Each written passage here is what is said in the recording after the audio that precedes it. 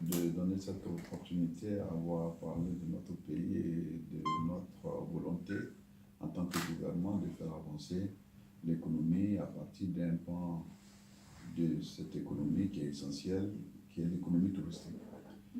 Ce sur quoi nous travaillons en ce moment, et le gouvernement a pris la pleine conscience de ce que ce secteur est un secteur d'avenir et que notre pays renferme tant de potentialités qu'il faille mettre en œuvre pour que nous ayons à bénéficier de cette économie transversale qui permet d'atteindre les couches les plus vulnérables de la société.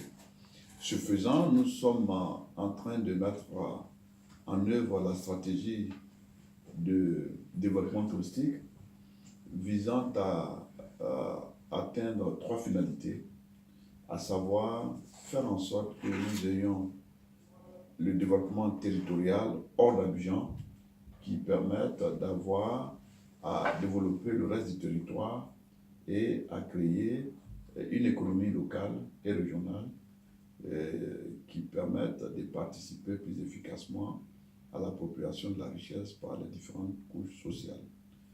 Il y a aussi la deuxième finalité qui est le développement de la richesse et des valeurs pour que nous ayons à créer plus de valeur en faisant en sorte qu'une bonne contribution du PIB départ ce que nous pouvons avoir une plus grande perception des ressources fiscales à partir de cette économie touristique permettre d'avoir à jouer une partition importante dans l'élaboration de l'économie nationale.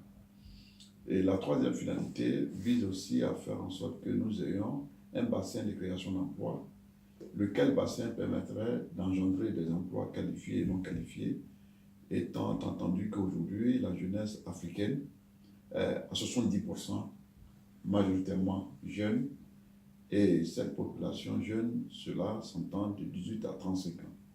Et si nous ne faisons rien, nous assisterons à l'arrivée très massive de migrants qui passent par la Méditerranée et qui viennent échouer dans cette Méditerranée qui est devenue un mouroir.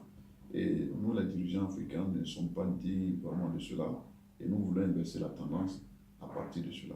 Alors, pour y arriver, c'est d'avoir à mettre un accent sur le tourisme d'affaires parce que pour le moment, nous sommes la troisième destination d'affaires après le Nigeria et le Maroc. Et nous voulons aussi arriver à faire en sorte que ce tourisme d'affaires, quoique nous occupions une position géostratégique en affaires et ayant des infrastructures et des opportunités de croissance de ce secteur, il faille mettre un accent suffisamment important sur le développement de ce secteur qui nous donne tant d'opportunités et de par la régionalisation d'un certain nombre de bureaux implantés en Côte d'Ivoire et ainsi que ayant accueilli plusieurs sièges des banques et un certain nombre d'organismes au niveau international, on est à même de se dire que d'ici là, il faut que plusieurs conférences soient logées là-bas. Donc on devient une sorte de conférence center qui permettrait aux uns aux autres d'avoir à bénéficier plus efficacement des infrastructures de notre pays et aller un peu plus en profondeur. Et nous mettons l'accent sur l'écotourisme parce que jusque-là, ce n'est pas suffisamment exploité, alors que nous bénéficions d'une biodiversité avec à la clé plusieurs produits à mettre en valeur.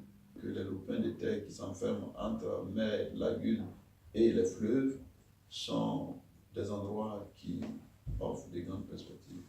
Donc, principalement, voilà ce que nous voulons faire, mais sachez que nous avons 9 grands projets d'envergure qui sont des projets de grande spécialité qui visent à doubler aujourd'hui la capacité d'ici 2025 de notre chiffre réalisé. Voilà. On sera autour de 4 millions et demi, voire 5 millions d'ici 2025.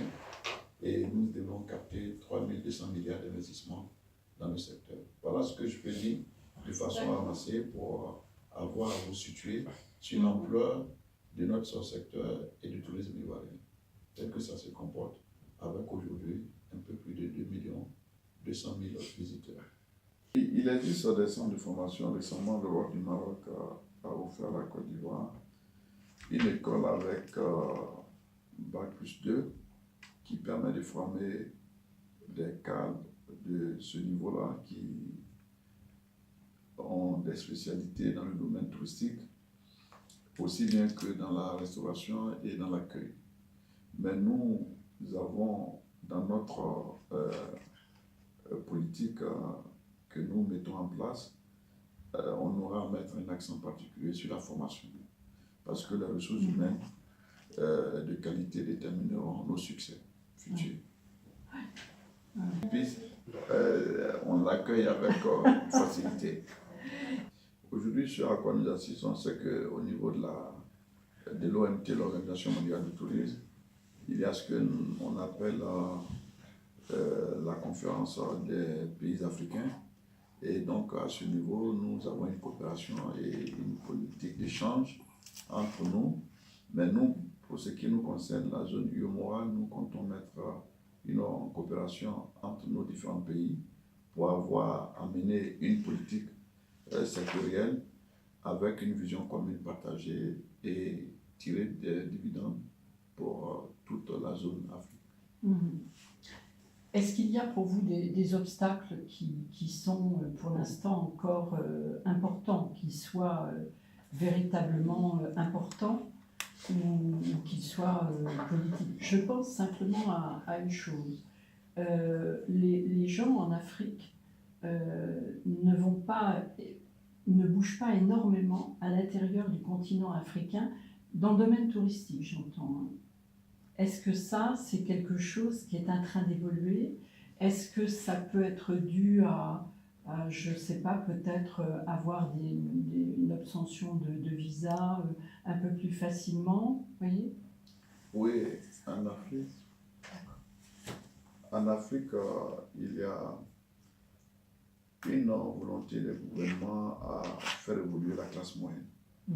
Et sur la création de la richesse, les différentes études montrent, les études économiques montrent qu'il y a de réelles perspectives et que l'Afrique peut avoir à maintenir un taux de croissance économique par rapport au PIB d'environ 5% en moyenne annuelle.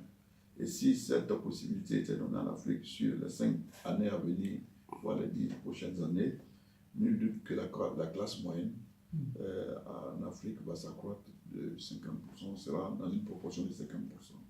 Ce qui nous conduit à dire que la plupart des Africains trouveront le besoin d'avoir à se déplacer et à connaître leur propre continent. Donc ce sont des éléments à mettre en notre actif dans le cadre de ces politiques que nous continuons à mener. Autre élément à mettre en place, aujourd'hui il y a cette coopération entre les pays africains au sein de ce qu'on appelle l'UA, l'Union africaine, qui vise à enlever toutes les barrières de circulation pour que nous bénéficions d'une libre circulation des biens et des personnes à l'échelle continentale, qui nul doute permettrait de créer plus de mouvements entre nos populations. Évidemment, l'intégration africaine passe par des réformes. C'est pourquoi nous, au niveau touristique, nous avions 9 réformes fortes aussi, qui visent le domaine de l'aérien, aussi bien pour les visas et les questions de connectivité aérienne et les questions de sécurité. Parce que le terrorisme n'échappe nullement aux pays développés comme les pays en émergence. Donc nous devons être en mesure d'avoir à prendre ces paramètres en compte. Donc voilà ce que je peux dire pour ce qui concerne les mouvements de déplacement. On est tenu par le temps, il y a tellement à dire, et que si vous me donnez l'occasion, je peux vous entretenir des heures et des heures, tellement les questions sont d'un intérêt certain, mais on est tenu par des agendas, donc on va devoir vous dire merci pour nous donner cette opportunité, et nul doute qu'à bien d'autres occasions, on aura à s'entretenir plus longuement. Oui, parce que c'est vraiment très intéressant et vous avez un pays très riche. En tout cas, merci de nous donner cette opportunité et au plaisir de se revoir. Merci beaucoup, monsieur le ministre. Merci beaucoup.